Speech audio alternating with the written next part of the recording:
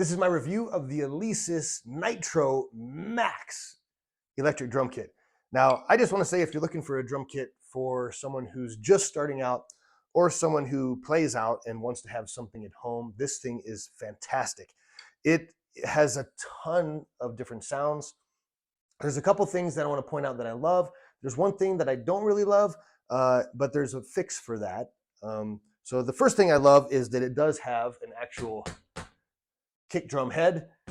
I don't like the kind where it's just a pedal because it doesn't feel realistic, but this one has something to hit, and the sounds on this kit are amazing. The hi-hat, it does have just a pedal, but that I can handle, but for the bass drum, I want to have that. I want to be hitting something.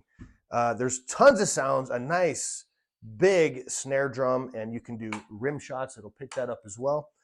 The toms do not have a lip around the edge, which for some is an advantage because you don't accidentally hit the rim. But if you're going to be going from E drums to real drums, you probably want to have a lip there, but these don't have it, but it makes it easier to hit these, so I kind of like that.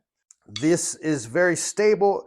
It's lightweight. It's easy to move around, so if you want to just move it into the corner and take it out, very easy to do.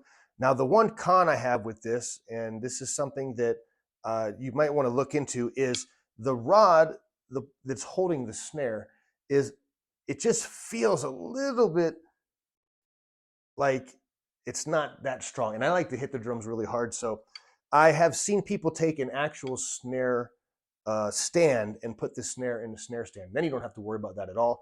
Not that it's going to break or anything. It just seems like you really want to make sure you lock that in there nice and tight, so that, I mean, I can hit it now and it's no problem. I'm just saying over time you might want to get a snare stand. But this is a great starter kit or a great at-home kit, and I would definitely highly recommend it if you like to play the drums.